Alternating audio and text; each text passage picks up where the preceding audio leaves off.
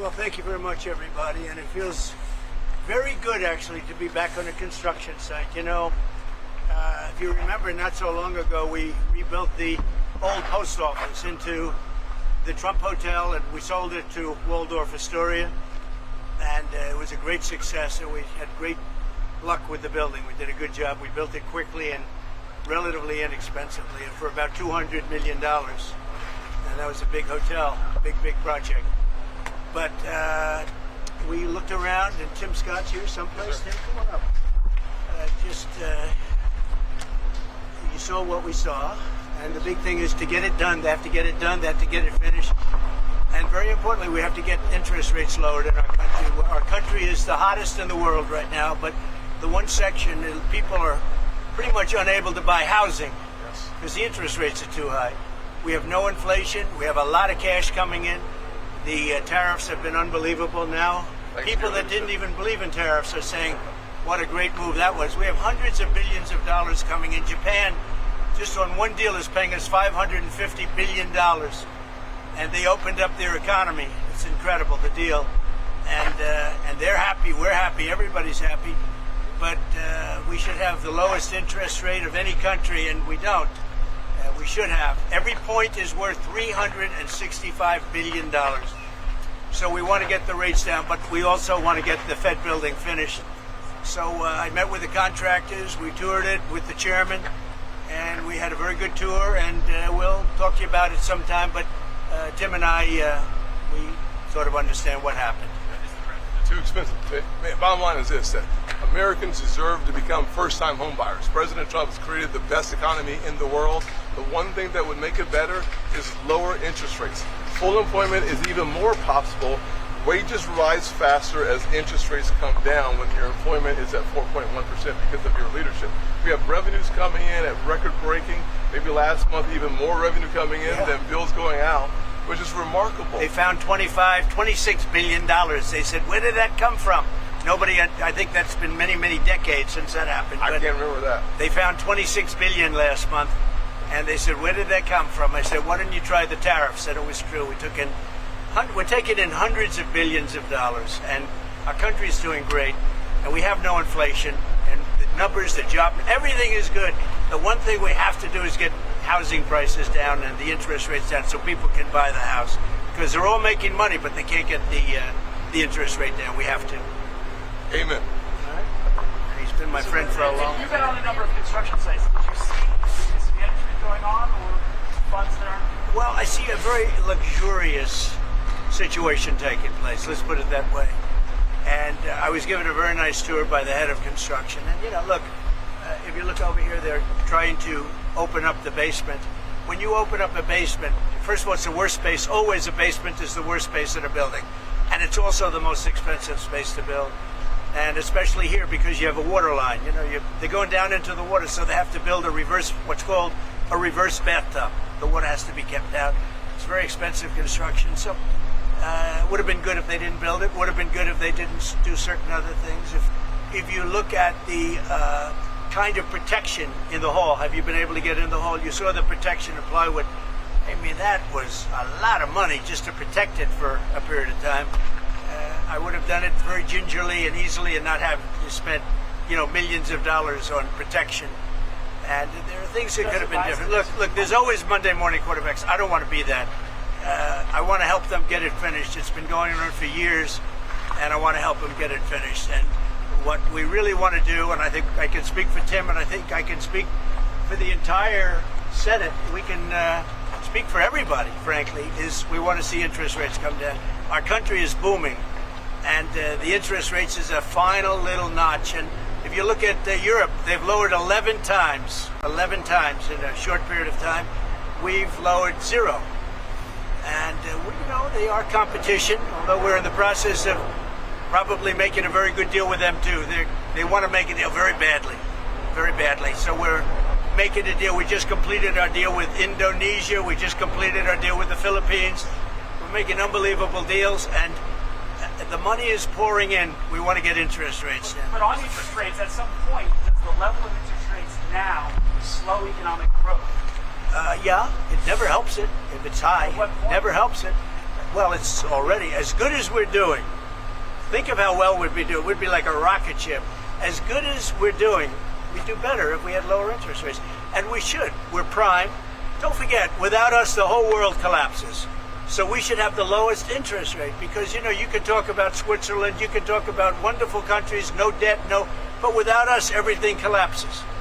We should have the lowest interest rate. And if you took it down 3 points, not a little bit, but 3 points, if you got us down to 1, we would save more than $1 trillion, basically with just a paper transfer. You wouldn't be cutting costs of anything, you wouldn't be building anything. Just a move of the hand saying we're going to lower interest rates, you would save $1 trillion a year. And there's nothing you can do to save that kind of money. So say why it's not. Well, we had a little talk about it, and I thought it was a very productive talk. He'll be able to tell you at his next meeting, but I will say that he did say the country's doing really well. Mr. President, you feel better or worse? And the country is really doing well. Mr. President. Yeah, please, go ahead. How would you describe your talk with him? Would you say that the energy was tense? Did you comment? No, I didn't think it was tense. No, I thought we had a good meeting. No, there was no tension. There was no tension. I think he had more tension with my great senator to the right. He's pretty tough cookie. He was, you might say, well, I mean, the bottom line is we had an honest, candid conversation about some of the overruns at this building. We had it in my banking committee, and he said we were wrong, and it turns out we were right. Thank God President Trump and his team took enough time to dig into some of the details, and the details are clear. We need to get this project done. We would like to keep it where it is or a little lower, but at the end of the day, the point is that instead of talking about interest rates, instead of talking about first-time home buyers, instead of talking about the heat in our economy, that's a good thing. We're talking about an overrun on the Federal Reserve building as opposed to the Federal Reserve objective of lowering and keeping our economy full. you know, as an example, they built parking spots under a building next door. Really expensive. That's very expensive. When you're starting to build parking lots, underground parking lots, that's a very expensive thing. A lot of people I know, they park their car and they walk a block or 2 blocks or something. But it is a very expensive thing. That is what it is, and that's okay. Are you negotiating auto Is tariffs? this project a fireable offense? What? Is this project a fireable offense for Jerome Powell? Look, I would love to see it completed. I don't want to put that in this category. It's a very complex thing that could have been made simple. I built a great hotel, and the great hotel that everybody in this group knows very well, it's called the Old Post Office, and it's a much bigger project than this, and I spent $200 million building it. And it was taken down to the steel, for the most part, taken down, you know, you've seen it go up. And I built it quickly, and I built it for $200 million. That was a much bigger job than this. Spent $200 million. And it's got marble bathrooms, the top fixtures, the best of everything, all brand new. So, you know, this is a very expensive job. I don't know. It got out of control. And that happens. That happens. It's a shame. Are you negotiating on auto tariffs? Your auto tariffs. No, I'm not negotiating on auto So does tariffs. EU looking at 15% like Japan? Well, it For autos depends. coming in? What Japan did is they brought down their tariffs. They gave us $550 billion because they didn't want to pay 20. They were 28%, and they gave us $550 billion up front. 100%, 500. We get 90, they get 10. 90%, they get 10. And there's no payment. It's not a loan or anything. It's a signing bonus, I call it. But they gave us $550 billion and took down the tariffs a little bit, and then they agreed to open their economy to everybody. This was not easy. This took, you know, a lot of people walked out of rooms and things. Sometimes they walked out of rooms, went back to Japan. Right. I said, where are they? They went back to Japan, and then they called and they said, can we make a deal? They came back a couple of times. This happened. This was, as you know, it was over a period of months, and ultimately they agreed to open their economy. Now, the opening of the economy is worth more than $550 billion, the payment that they made. It's worth more. So between that and the payment, we reduced it down to 15%. But they were at about 28%, and then they bought it down, basically. But could other countries buy it down? Yeah, I would let other countries buy it down. Sure. Mr. President, do you feel better or worse about your relationship with the Fed chairman after this meeting? I feel good about it. I mean, look, I have one dispute, and the dispute is there could be some things with money and, where it comes from, how it's come from, how it's printed, where it's printed, all of the standard things with the Fed. But I just want to see one thing happen. Very simple. Interest rates have to come down. If the interest rates don't come down, we're knocking it out of the park with high interest rates. If interest rates come down, then that final little element kicks in, that's housing. And the sad part is that people, wonderful young people, young couples starting off, they can't get a mortgage because the rates are too high.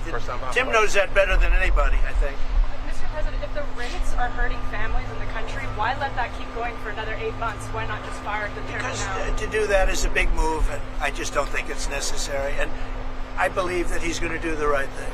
I believe that the chairman is going to do the right thing. I mean, it may be a little too late, as the expression goes, but I believe he's going to do the right thing. The fact is, it's so big what's taking place in America, where the King of Saudi Arabia says you have the hottest country anywhere in the world, and I thought you were dead 1 year ago. I thought we were dead. I just left NATO, as you know. They're agreeing to pay 5%. We're not paying anything. We send them the equipment. They pay for 100% of everything now for the war, Ukraine.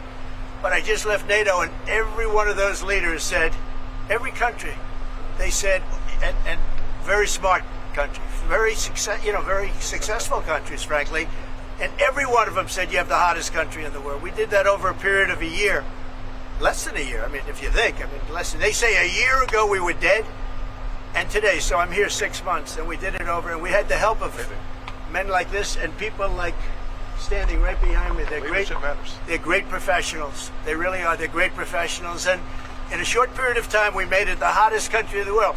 With all of that being said, we'd like to see. We can always do better, and we can do better if interest rates come down. Good job, you do. You do a nice job. I watch you a lot. Thank you. I appreciate that, Mr. President. Do you have a name in mind to replace the chairman? I do. Or you one person? 2 people. Maybe 3. Any clues? I'd pick him, but I think he's not leaving the Senate. No, sir, I'm not. I picked him. Thanks. Pressure on Jerome Powell to resign. No, there's no pressure. No. We want to have, his term comes up soon. I think he's going to do the right thing. Everybody knows what the right thing is. Even people that believed in, the higher rates are all on board. They all want to see the interest rates come down. It's very important. Mr. President, Do you if think he doesn't do the right thing and cut interest rates, as you said, would you then consider firing I him? don't think we're going to do that. Do you think he changed his I mind? don't think so. Investigate the newly declassified documents by Gabbard. Yeah, that's a terrible thing. I have great respect for Tulsi and the documents they found on President Obama. Frankly, it was an Obama thing, but it was the people that worked under him also working with him. And no, it's a very, very serious thing. Thank you very much. Mr. President, what was the final straw?